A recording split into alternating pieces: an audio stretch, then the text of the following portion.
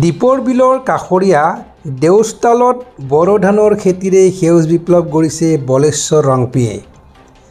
গুৱাহাটীৰ দীপৰ বিলৰ কাষৰীয়া দেউস্তাল অঞ্চলত বিগত বৰ্ষত সফলতাৰ পিছত এইবাৰ দ্বিতীয়বাৰৰ বাবে বড়ো ধানৰ খেতিৰে সেউজ বিপ্লৱ গঢ়ি তোলাৰ কামত ব্ৰতী হৈ সকলোৰে দৃষ্টি আকৰ্ষণ কৰিবলৈ সক্ষম হৈছে উদ্যমী কৃষক, সৰ্বৰহী ব্যক্তি, বিশিষ্ট সমাজকৰ্মী হিচাপে পৰিচিত দেউস্তালৰ বলেশ্বৰ ৰংপি। বিশেষকৈ দেউস্তালৰ নিজ ঘৰৰ সমীপত থকা গড়চুক মানিগেট সংযোগী পথৰ দাঁতিত আৰু আজাৰা কামাখ্যা সংযোগী ৰেলপথৰ মাজত থকা প্ৰায় 5 বিঘা মেডিপট্টাৰ মাটিত বিগত বৰ্ষত বড়ো ধানৰ খেতি আৰম্ভ কৰিছিল বলেশ্বৰ ৰংপিয়ে।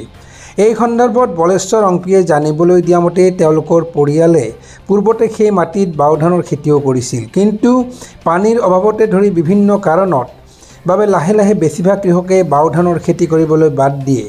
কিন্তু বিগত 2022 বৰ্ষত কৃষি কৰ্মৰ লগত জড়িত কেইবাজনো কৃষক শুভাকাংক্ষীয়ে সেই মাটিত বৈজ্ঞানিক পদ্ধতিৰে বড়ো ধানৰ খেতি কৰিবলৈ পৰামৰ্শ দিয়ে। তাৰ পিছত বিগত 2023 বৰ্ষত সেই মাটিত বড়ো ধানৰ খেতি কৰি আশা কৰা ধৰণে সফলতা লাভ কৰে।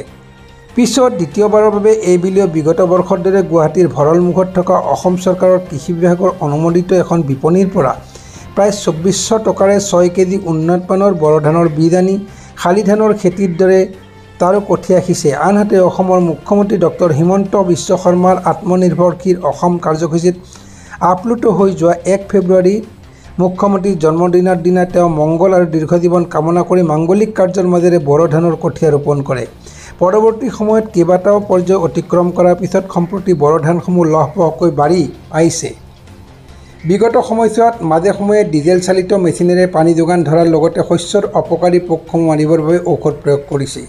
ইতিমধ্যে ধানৰ ঠোকসমূহ গজালি মেলি আৰম্ভ কৰিছে আৰু 15 পৰা 20 দিনমানৰ ভিতৰত ধান কাটিব পৰা হ'ব। ইফালে ৰংপিয়ে সদৰি কৰা অনুসৰি তেওঁ বড়ো ধানৰ খেতি কৰিছে যদিও ইয়াৰ বাবে তেওঁ আন দৈনন্দিন কামসমূহ বাধাগ্ৰস্ত হোৱা নাই।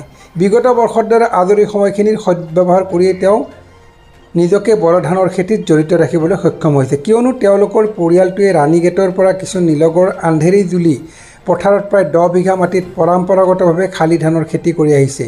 আনকি আজিলৈকে তেওঁলোকে চাউল কিনি পোৱা নাই। নিজৰ ঘৰৰ শালি ধান ঢেঁকী বা যন্ত্ৰচালিত মেচিনত বানি তাৰ সহায়ত উলিওৱা চাউলহে খায়।